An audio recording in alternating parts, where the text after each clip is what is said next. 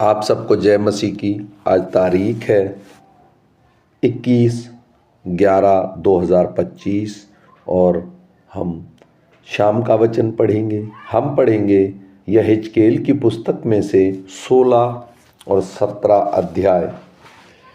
फिर यहोवा का यह वचन मेरे पास पहुंचा, हे मनुष्य के संतान, यरूशलेम को उसके सब घृणित काम जता दे और उससे कह, हे यरूशलेम, प्रभु तुझसे यों कहता है, तेरे जन्म और तेरी उत्पत्ति कनानियों के देश में हुई। तेरा पिता तो एमोरी और तेरी माता हित्तिन थी। तेरा जन्म ऐसा हुआ कि जैसे तू जन्मी उसी दिन तेरा नाल काटा गया। न तू शुद्ध होने के लिए धोई गई, न कुछ तेरे लोन मला गया और ना तू कुछ कपड़ों में लपेटी गई। किसी की दया दृष्टि तुझ पर नहीं हुई कि इन कामों में तेरे लिए एक भी काम किया जाता, वरन अपने जन्म के दिन तू घृणित होने के कारण खुले मैदान में फेंक दी गई। जब मैं तेरे पास से होकर निकला तो तेरे लहू से लेटे हुए तुझे देखा और मैंने तुझसे कहा, हे लहू में लेटती हुई जीवित रह। हाँ, तुझे ही मैंने कहा है, हे लहू में लेटती हुई जीवित रहे। फिर मैंने तुझे खेत के पौधे के समान बढ़ाया और तू बढ़ते बढ़ते बड़ी हो गई और अति सुंदर हो गई। और मैं तेरे बाल बढ़े तो भी तू नंगी थी।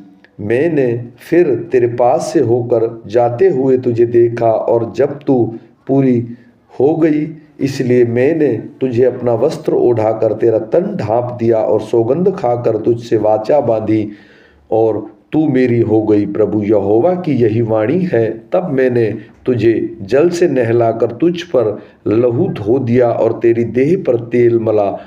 फिर मैंने तुझे बूटेदार वस्त्र और शिष्यों के चमड़ों की जूतियां पहनाई और तेरी कमर में सूक्ष्म सनी का बांधा और तेरे रेशमी कपड़ा ओढ़ाया। तब मैंने तेरा श्रृंगार किया और तेरे हाथों में चूड़ियां और गले में हार पहनाया। फिर मैंने तेरी नाक के नथ और तेरे कानों की बालियां पहनाई और तेरे सिर पर शोभ्यमान मुकुट धरा। तेरा आभूषण सोने चांदी और तेरे वस्त्र सूक्ष्म सनी रेशम और बूटेदार कपड़े के बने। फिर तेरा भोजन मैदा, मधु और तेल हुआ और तू अत्यंत सुंदर वरन रानी होने के लिए योग्य हो गई। तेरी सुंदरता की कीर्ति अन्य जातियों में फैल गई, क्योंकि उस प्रताप के कारण जो मैंने अपनी ओर से तुझे दिया था, तू अत्यंत सुंदर थी। प्रभु यहोवा की यही वाणी है। परंतु तू अपनी सुंदरता पर भरोसा करके अपने नामवरी के कारण व्यभिचार करने लगी और सब यात्रियों के संग बहुत कुकर्म किया, और जो कोई तुझे चाहता था तो उसे मिलती थी। तूने अपने वस्त्र लेकर रंग बिरंगे ऊंचे स्थान बनाए और उनमें व्यभिचार किया। ऐसे कुकर्म किए जो न कभी हुए न होंगे। तूने अपने शोभेमान गहने लेकर जो मेरे दिए हुए सोने चांदी के थे, उनमें से पुरुषों को मूर्तें बना ली और उनसे भी व्यभिचार करने लगी और अपने बूटेदार वस्त्र लेकर उनको पहनाए और मेरा तेल और मेरा धूप उनके सामने चढ़ाया। जो भोजन मैंने तुझे दिया था, अर्थात जो मैदा, तेल और मधु मैं तुझे खिलाता था, वह सब तू उनके सामने सुखदायक सुगंध करके रखा। प्रभु यहोवा की यही वाणी है कि यूं ही हुआ। फिर तूने अपने पुत्र पुत्रियां लेकर जिन्हें तूने मेरे लिए जन्मा दिया, उन मूर्तों को निवेद करके चढ़ाई। क्या तेरा व्यभिचार ऐसी छोटी बात थी? क्या तूने मेरे बाल बच्चों का उन मूर्तों के आगे आग में चढ़ाकर घात किया है? तूने अपने सब घृणित कामों में और व्यभिचार करते हुए अपने बचपन के दिनों में कभी सुधि ना ली, जबकि तू अपने लहू में लौटती थी। तेरी उस सारी बुराई के पीछे क्या हुआ? प्रभु यहोवा की यह वाणी है। हाय तुझ पर, तूने एक गुम्मट बना लिया और हर एक चौक में जाकर ऊंचा स्थान बनवाया और एक एक सड़क के सिरे पर तूने अपना ऊंचा स्थान बनाकर अपनी सुंदरता घृणित कर दी और हर एक यात्री को कुकर्म के लिए बुलाकर महाव्यभिचारिणी हो गई। तूने अपने पड़ोसी मिस्र लोगों से भी जो मोटे ताजे थे व्यभिचार किया और मुझे क्रोध दिलाने के लिए अपना व्यभिचार बढ़ाती गई। इस कारण मैंने अपना हाथ तेरे विरुद्ध बढ़ाकर तेरे प्रति दिन का खाना घटा दिया और तेरी बैरिन फिलिस्तीनी स्त्रियां जो तेरे महापाप की चाल से लजाती हैं उनकी इच्छा पर मैंने तुझे छोड़ दिया है। फिर भी तेरी तृणा न बुझी, इसलिए न तो आशुरी लोगों से भी व्यभिचार किया और न व्यभिचार करने पर तेरी न फिर तू लेन देन के देश में व्यभिचार करते करते कसीदियों के देश तक पहुंची। और वहां भी प्रभु यहोवा की यह वाणी है कि तेरा हृदय कैसा चंचल है कि तूने ये सब काम करती है, तो निर्लज वेश्या ही से के काम है। तूने हर एक सड़क के सिरे पर जो अपने गुम्मट और हर एक चौक में अपना ऊंचा स्थान बनाया, क्या इसी से तू वेश्या के समान नहीं ठहरती? क्योंकि तू ऐसी कमाई पर हंसती है, तो वे बेचारणी पत्नी है, तू पराये पुरुषों को अपने पति के बदले ग्रहण करती है। सब वेश्याओं तो रुपया लेकर मिलती हैं, परंतु तूने अपने सब मित्रों को 100 रुपया देकर उनके लालच दिलाकर बुलाया है, वे चारों ओर से आकर तुझसे व्यभिचार करें। इस प्रकार तेरा व्यभिचार अन्य व्यभिचारिणियों से उल्टा है। तेरे पीछे कोई व्यभिचारी नहीं चलता और तू किसी से दाम नहीं लेती, वरन तू ही देती है, इस कारण तू उल्टी ठहरी। इस कारण हे वेश्या, यहोवा का यह वचन सुन। प्रभु यहोवा यूं कहता है, तूने जो व्यभिचार में अति निर्लज होकर अपनी देह अपने मित्रों को दिखाई और अपनी मूर्तों से घृणित काम किए और अपने बच्चों को लहू बहाकर उन्हें बलि चढ़ाया है, इस कारण देख मैं तेरे सब मित्रों को जो तेरे प्रेमी हैं और जितने से तू प्रीति लगाई और जितने से तूने बैर रखा, उन सबों को चारों ओर से तेरे विरुद्ध इकट्ठा करके उसको तेरी देह करके दिखाऊंगा और वे तेरे तन देखेंगे। तब मैं तुझको ऐसा दंड दूंगा जैसे व्यभिचारिणियों और लहू बहाने वाली स्त्रियों को दिया जाता है, और क्रोध में जलन के साथ तेरा लहू बहाऊंगा। इस रीति से मैं तुझे उनके वश में कर दूंगा और वे तेरे गुम्मटों को ढा देंगे और तेरे ऊंचे स्थानों को तोड़ देंगे। वे तेरे वस्त्र जबरन उतारेंगे और तेरे सुंदर गहने छीन लेंगे और तुझे छोड़ देंगे। तब तेरे विरुद्ध एक सभा इकट्ठी करके मैं तुझ पर पथराव करेंगे और अपनी कटारों से आर पार छेदेंगे। तब वे आग लगाकर तेरे घरों को जला देंगे और तुझे बहुत सी स्त्रियों देखते दंड देंगे, और मैं तेरे व्यभिचार बंद करूंगा और तू अपने छिलाने के लिए दाम न देगी। जब मैं तुझको पूरी जलजलाहट प्रकट कर चुकूंगा, तब तुझ पर और न जलूंगा, वरन शांत हो जाऊंगा और फिर न रिसियाऊंगा। तूने जो अपने बचपन के दिन सुमन नहीं रखे, वरन इस सब बातों के द्वारा मुझे चिढ़ाया, इस कारण मैं तेरे चाल चलन तेरे सिर पर डालूंगा और तू अपने सब पिछले घृणित कामों से और अधिक महापाप न करेगी। प्रभु यहोवा की यही वाणी है। देख, सब कहावत कहने वाले तेरे विषय यह कहेंगे, जैसी माँ वैसी पुत्री। तेरी माँ जो अपने पति और बच्चों से घृणा करती थी, तू भी ठीक उसकी पुत्री ठहरी, और तेरी बहनें जो अपने अपने पति और बच्चों से घृणा करती थी, ठीक तू भी उनकी बहन निकली। तेरी माता हित्तिन और तेरा पिता एमोरी था। तेरी बड़ी बहन शोम्रोन में है, जो अपनी पुत्रियों समेत तेरी बाई ओर रहती है, और तेरी छोटी बहन जो तेरी दाईं ओर रहती है वह पुत्रियों समेत सदोम है। तू उसकी सी चाल नहीं चली और ना उसके घृणित कामों ही से संतुष्ट हुई। यह तो बहुत छोटी बात ठहरती, परंतु तेरा सारा चाल चलन उनसे भी अधिक बिगड़ गया। प्रभु यहोवा की यही वाणी है, मेरे जीवन की सौगंध, तेरी बहन सदोम ने अपनी पुत्रियों समेत और तेरी पुत्रियों के समान काम नहीं किए। देख, तेरी बहन सदोम तो अधर्म का था और वह अपनी पुत्रियों समेत घमंड करती, पेट भर भर के खाती और सुख चैन से रहती थी और दीन दरिद्रों को न संभालती थी। अंत वह गर्म करके मेरे सामने घृणित काम करने लगी और यह देखकर मैंने उन्हें दूर कर दिया। फिर शेमरोन ने तेरे पापों के आधे को पाप नहीं किया, तूने तो उनसे बढ़कर घृणित काम किए और अपने घोर घृणित कामों के द्वारा अपनी बहनों से जीत गई। इसलिए तूने जो अपनी बहनों का न्याय किया, इस कारण लज्जित हो, क्योंकि तूने उनसे बढ़कर घृणित पाप किए हैं, इस कारण वे तुझ से कम दोषी ठहरी। इसलिए तू इन सब बातों में लजा कर लजाती रहे, क्योंकि तूने अपनी बहनों को कम दोषी ठहराया है। जब मैं उनको अर्थात पुत्रियों सहित एदोम शेमरोन को बंधुआई में लौटा लाऊंगा, तब उनके बीच ही तेरे बंदियों को भी लौटा लाऊंगा, जिससे तू लजाती रहे और अपने सब कामों को देख कर लजाए, क्योंकि तू उनकी शांति ही का कारण हुई।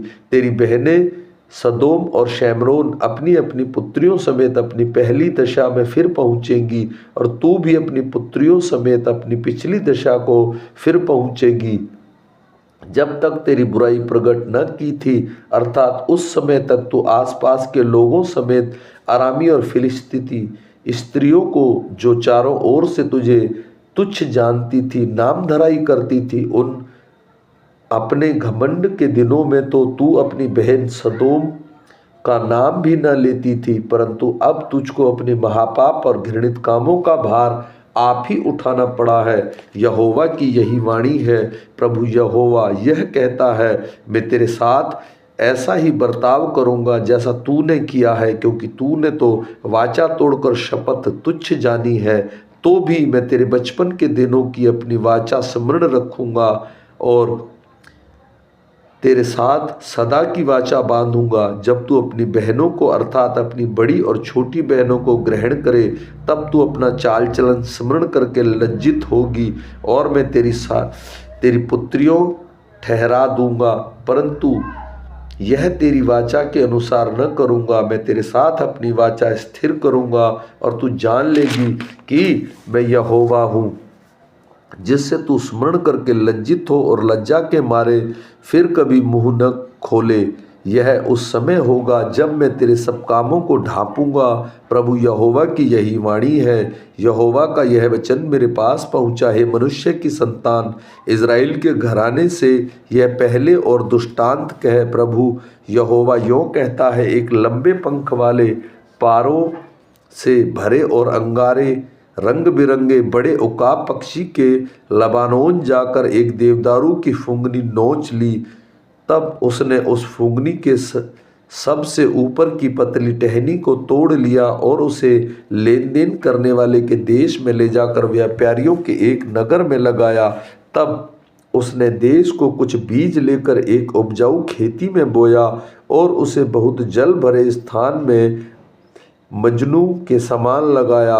वह उगकर छोटी फैलने वाली अंगूर की लता हो गई और उसकी डालियां उसकी ओर झुकी और उसकी जड़ उसके नीचे फैली। इस प्रकार से वह अंगूर की लता होकर कनखा फोड़ने और पत्तों से भरने लगी। फिर एक और लंबे पंख वाला और परों से भरा हुआ बड़ा उकाब पक्षी था, और वह अंगूर की लता उस स्थान में जहाँ वह लगाई गई है दूसरे उकाब की ओर अपनी जड़ फैलाने और अपनी डालियां झुकाने लगी और उसे वह खींचकर, परंतु वह तो अपनी इच्छा भूमि पर बहुत जल के पास लगाई थी कि कनखाए फोड़े और फले, उत्तम अंगूर की लता बने। इसलिए तू यह कहे, प्रभु यहोवा यों पूछता है, क्या वह फले फूलेगी? क्या वह उनको जड़ न उखाड़ेगा और उनके फलों को न झाड़ डालेगा कि वह अपनी सब हरी भरी पत्तियां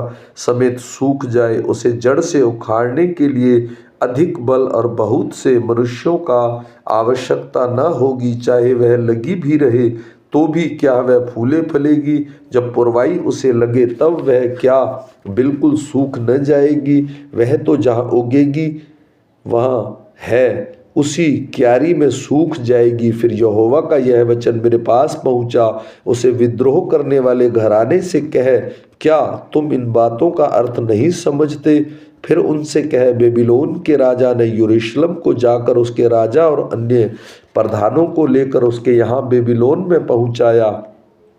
तब राजवंश में से एक पुरुष को लेकर उससे वाचा बांधी और उसके वंश में रहने की शपथ खिलाई, और देश के सामर्थी पुरुषों को ले गई कि वह राज्य निर्बल रहे और सिर न उठा सके, वरन वाचा पालने में स्थिर रहे। तो भी इसने घोड़े और बड़ी सेना मांगने को अपने दूत मिस्र में भेजकर उनसे विद्रोह किया। क्या वह फूले फलेगी? क्या ऐसे कामों का करने वाला बचेगा? क्या वह अपनी वाचा तोड़ने पर भी बच जाएगी?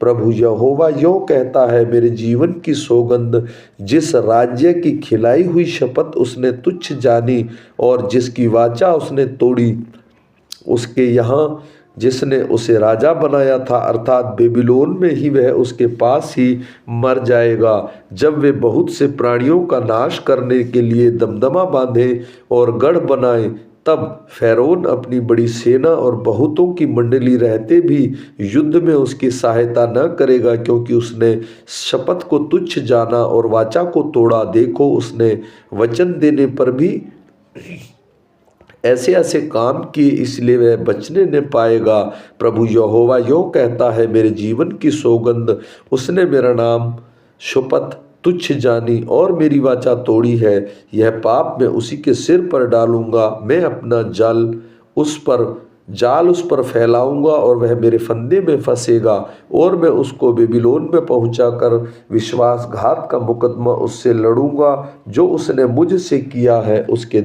सब दलों में से जितने भागे वे सब तलवार से मारे जाएंगे, और जो रह जाएंगे वे चारों दिशाओं में तितर बितर हो जाएंगे।